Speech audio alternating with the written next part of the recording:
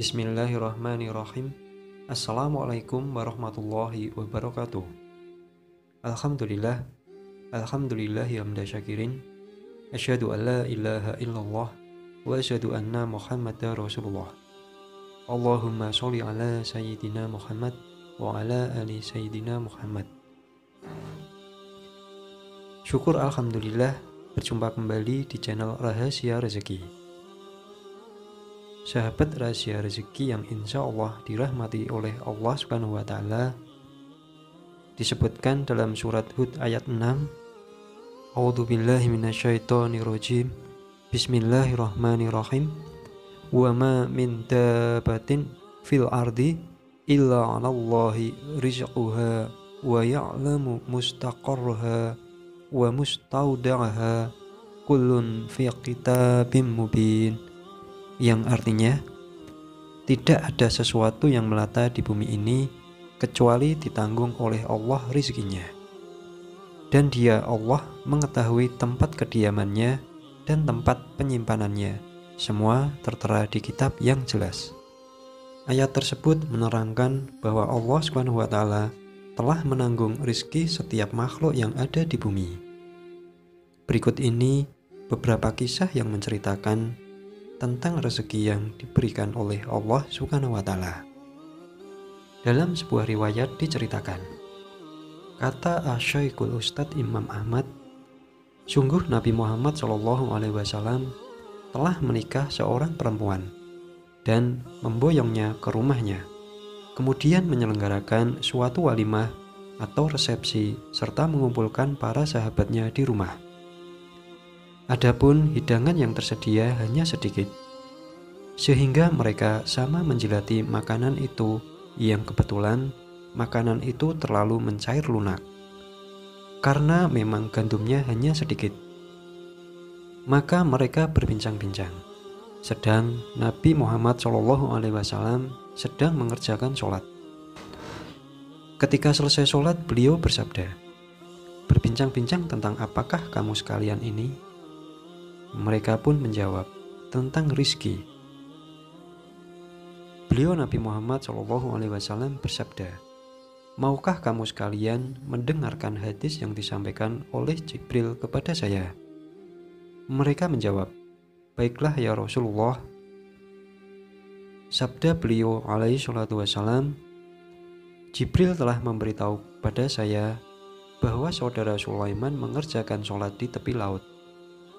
Dan dia melihat seekor semut berjalan, sedang di mulutnya terdapat selembar daun yang masih hijau. Dan dia berteriak-teriak di tepi pantai itu.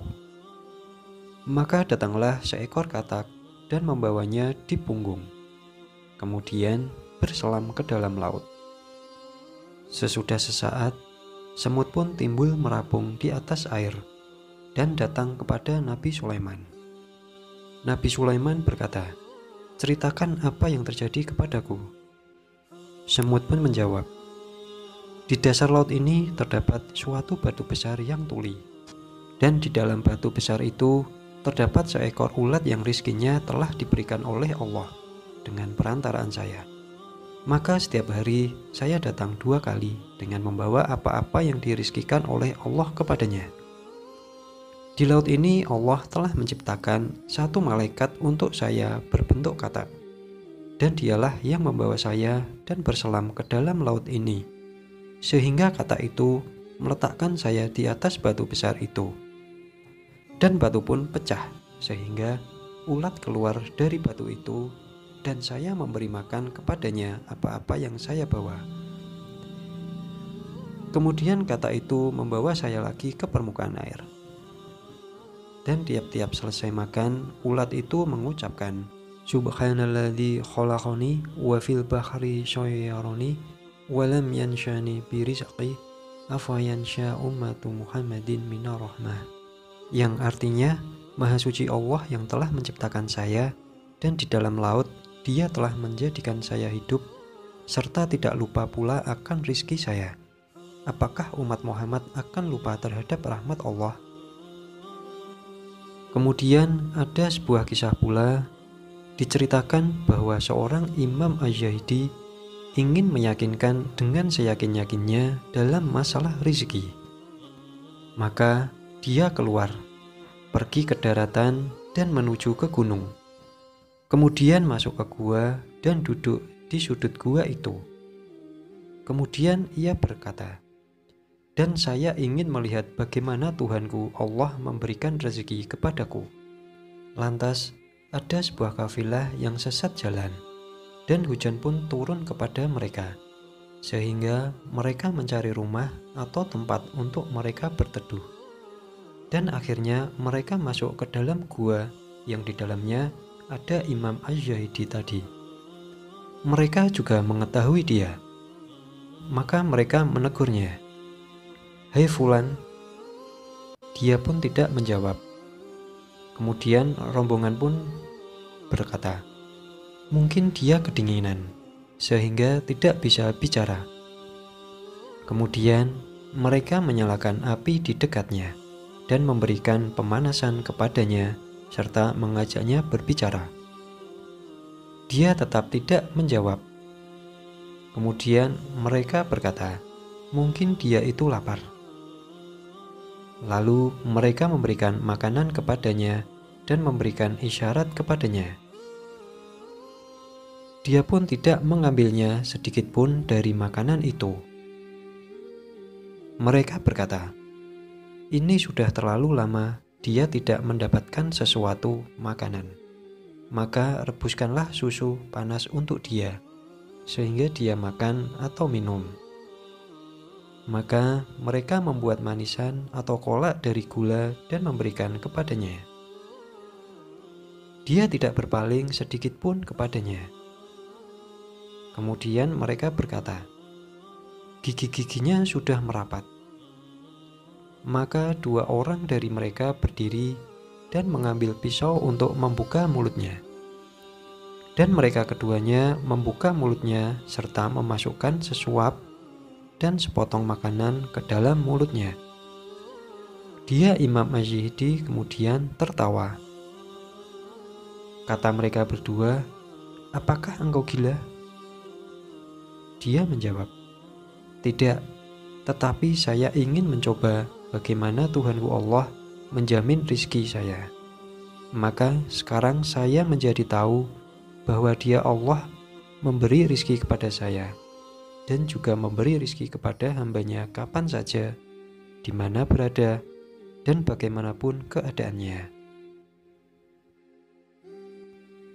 Dikisahkan lagi dalam sebuah riwayat, diceritakan bahwa sebab tobatnya Ibrahim bin Adham ialah pada suatu hari dia keluar berburu. Maka ketika sampai di suatu tempat, dia berhenti dan mengeluarkan bekalnya untuk dimakan.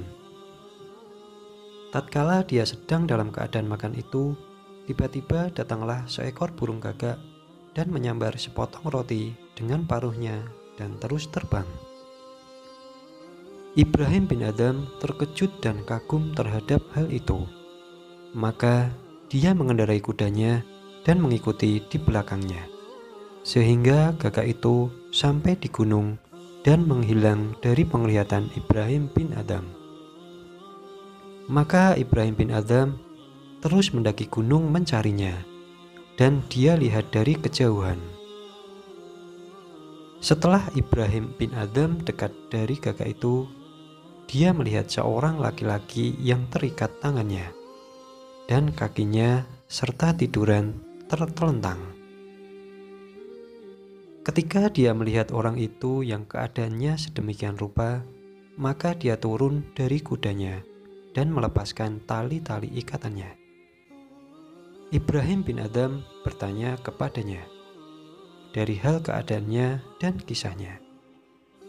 Kata laki-laki itu, "Saya adalah seorang pedagang yang kemudian dihadang oleh para pembegal dan mereka mengambil semua harta yang saya bawa.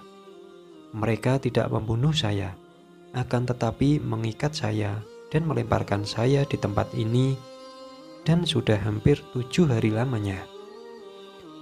Maka gagak itu datang kepada saya tiap-tiap hari dengan membawa roti serta bertengger di dada saya dan memotong-motong roti dengan paruhnya, serta memasukkan ke dalam mulut saya. Dengan demikian, Allah Ta'ala tidak membiarkan saya lapar selama 7 hari itu. Selanjutnya Ibrahim bin Adham naik kuda lagi dan memboncengkan atau membawa laki-laki itu ke tempat di mana dia berhenti tadi. Dari kejadian itu, maka Ibrahim bin Adham bertobat kepada Allah Ta'ala, melepas pakaian kebesarannya dan berganti mengenakan pakaian sufi, serta memerdekakan semua budaknya, dan mewakafkan atau mendermakan semua tanah dan hak miliknya.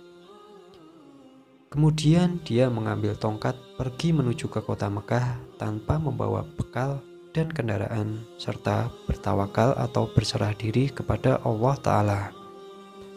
Dia tidak memikirkan bekal sama sekali, dan dia tetap tidak lapar, sehingga masuk kota Makkah dan bersyukur kepada Allah Subhanahu wa Ta'ala. Semoga dari beberapa kisah tadi menjadikan kita sebagai hamba yang lebih tawakal kepada Allah Subhanahu wa Ta'ala. Semoga bermanfaat. Wassalamualaikum warahmatullahi wabarakatuh.